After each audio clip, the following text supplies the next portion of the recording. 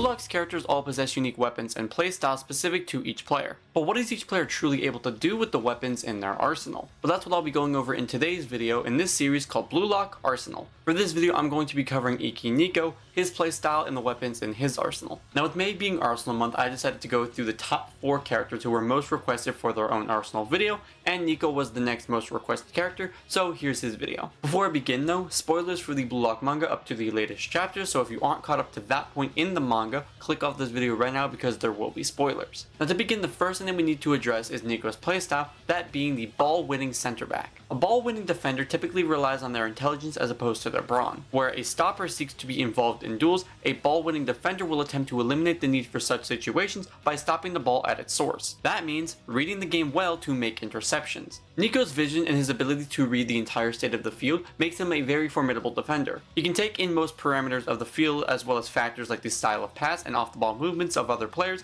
to determine where the greatest danger is and exterminate it. Niko, as one of the most intelligent players in BLUELOCK, has a spatial awareness that in some instances can rival Isagi's and can keep up with the combined forces of Sai and Shido, even if at the cost of an injury. But now that we've addressed his playstyle, let's take a look at his weapons. Now Niko's player evolution is not like that of Kunigami or Isagi, but is more like Bachela's, whose development allows for both of those characters to improve one skill as opposed to assimilating new ones. Now his stage 1 weapon is called Spatial Awareness, first shown in chapter 10 of the manga or episode 4 of the anime. Niko analyzes the entire field, taking account of both his allies and opponents' weapons, positions, and actions to be able to determine the next play and respond accordingly. Niko's ability to read can rival or even surpass that of Isagi, who himself is one of the most tactically aware players in BLUELOCK. Isagi himself has been impressed with the sheer scope of Niko's vision and ability to read the state of play. With his tactical ability, Niko organized team-wise defensive playstyle as well as their offensive strategy, acting as the core of the team, breaking up the opponent's attacks, and initiating his own team's attacks. Niko has also demonstrated that he has the ability to read the flight path of a pass in order to determine the best way to intercept it. We see Niko be able to use his eyes and brain to construct team-wise game style in the first selection, and in the U20 match, we see him be able to catch someone like Sendo off guard, who I would argue during that match was a better player than Niko. The second stage of his main weapon is called Watchtower Soccer, first shown in chapter 119 of the manga. By focusing his vision not on the player who has the ball, but rather the players around them,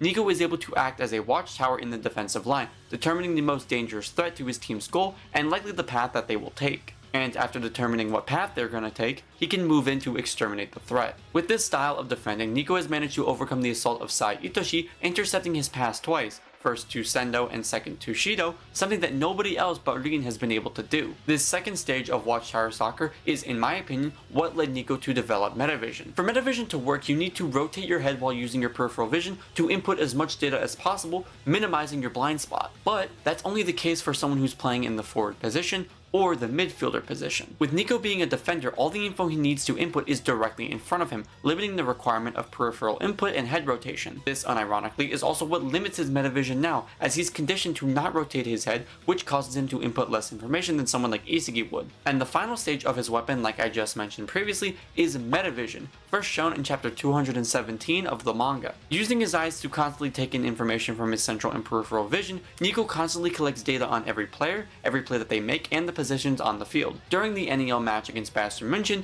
Niko was able to awaken this ability, allowing for him to scan the entire field at an alarmingly fast rate. The reason this is labeled as incomplete metavision is because he isn't including the head rotation or peripheral input that normal metavision users have to do. The result of this was him focusing so much on stealing the ball from Kunigami that he failed to notice Yoichi sneaking up on him from his blind spot. Now because Niko's metavision is incomplete, it can be easily outperformed by players like Hiyori, Kaiser, and Isagi. Now Niko has a couple confirmed chemical reactions with other players in the series. The first is called Last Resort Instant Kill Counter, a chemical reaction of Niko and Team Y, first shown in chapter 12 of the manga or episode 5 of the anime. Last Resort Instant Kill Counter is a strategy that Niko created during the first selection in order to have a near perfect chance at attaining a victory. Step 1 is getting Team Y a goal, which occurs with Team Y supporting Okawa, the apparent best scorer on Team Y. After scoring a goal, step 2 is to stall out the time by passing the ball around the pitch. Now assuming this works, they are guaranteed a victory after step 2, however in the instance that the opposing team can score a goal against them, then step 3 happens. Step 3 is where all 11 players push onto the offensive, resulting in a frontal assault that leaves the other team unable to stop them. And the reason this failed in the main series is because Niko chose to pass at the last moment instead of finishing off the play himself, and if he chose to finish the play off himself,